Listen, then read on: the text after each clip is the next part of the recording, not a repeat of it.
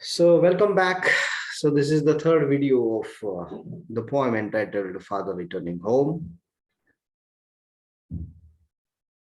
Sorry for inconvenience caused to you due to the power cut and internet disconnectivity.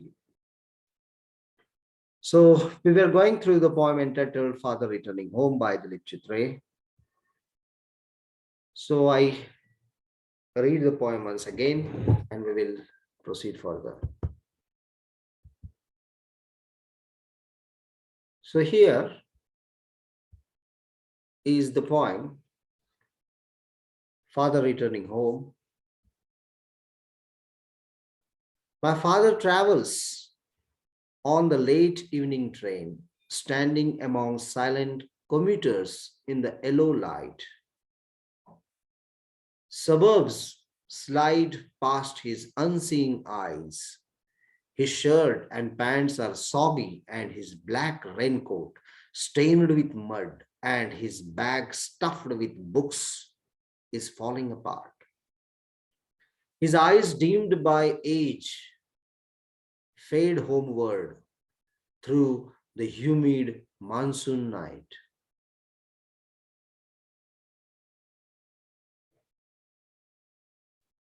Now I can see him getting off the train like a word dropped from a long sentence.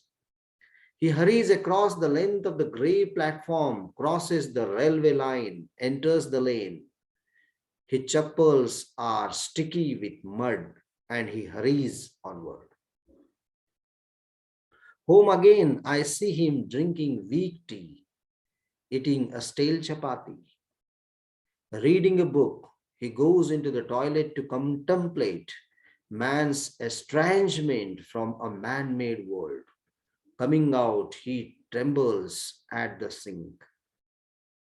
The cold water running over his brown hands, a few droplets cling to the graying hairs on his wrists. His sullen children have often refused to share jokes and secrets with him. He will now go to sleep listening to the static on the radio, dreaming of his ancestors and grandchildren, thinking of nomads entering a subcontinent through a narrow pass. So this is a beautiful poem, and I already discussed many things, but still I focus on some important aspects once again. Father Returning Home is a dramatic monologue. It's the voice of a son or the daughter detailing two scenes from the life of their father. The opening scene, especially the first stanza, focuses on the city, Mumbai, commute home from home, the inherent loneliness of a man or an individual who is disillusioned with his life. The tone of this poem seems to be a little depressing, bleak, the language that of estrangement and detachment. The father has to work long hours in this poem. He has to make ends meet. He is on the evening train, passing through suburbs that he takes for granted. It's raining cats and dogs. It's raining outside. The father has been soaked. There is mud stains on his coat. He looks a sorry sight at things all around him. He had an old bag with him. He is coming undone, getting on in years. The first person commentary continues as the father gets off the train. He gets off the train as if a word drops from a long sentence. The simile is used by the poet. It implies complete detachment from meaning, sense, and language. The speaker gives the reader a gloomy introduction to their father, a microscopic perspective of typical veteran male commuter. The imagery, together with a down-to-earth narration, particularly the poem is very striking. It creates a filmic vision or scenario. The poem reminds us as a documentary film. It has its documentary sort of scenario that makes us visualize the picture in its reality, in its real sense. In the second stanza of the poem, this poem, the major focus is made on the domestic side of life, with family present. The family witnesses the movements of a once happy father and how the changes are made in an individual, how the journey of the youth leads to the old age, what are the sad moments, what are the different sorts of stress, tensions, plight and predicament, and vulnerabilities that one can begin to find in an individual. So the weak tea he is having, he is wearing the chappals, eating stale chapatis.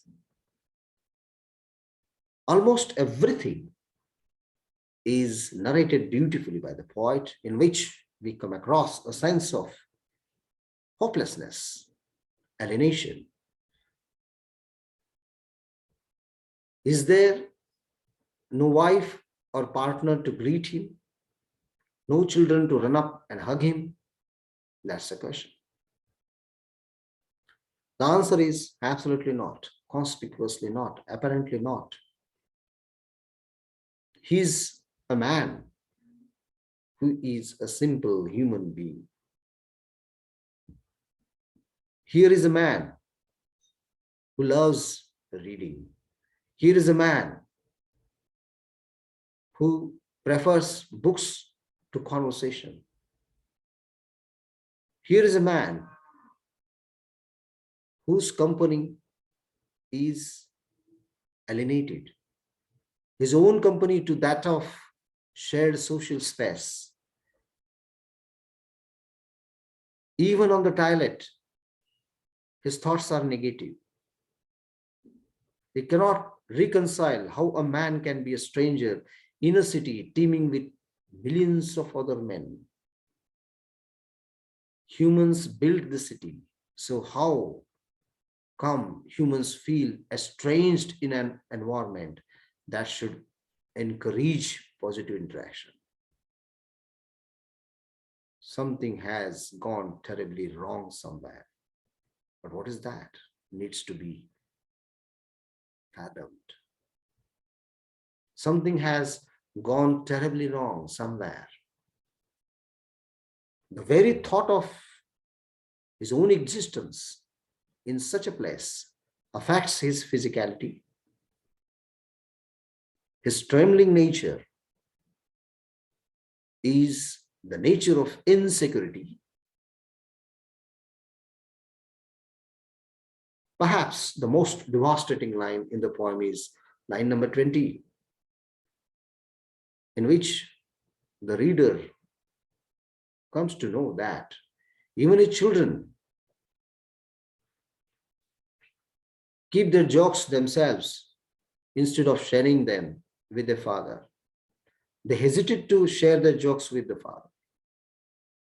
It is truly a very pathetic situation, very bad situation or sad situation for the father. He's totally alienated.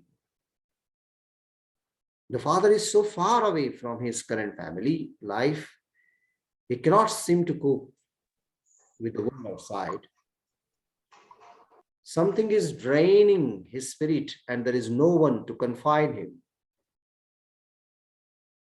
Out of habit, he puts on the radio, he's listening to the radio. That is the only noise of interference. The noise is a kind of torture. When he sleeps, he dreams of the past. He is a bit nostalgic. He thinks of the past, the history, his ancestors, nomads with no static home who overcame hardships to discover a new land. So the poem is very meaningful if you go through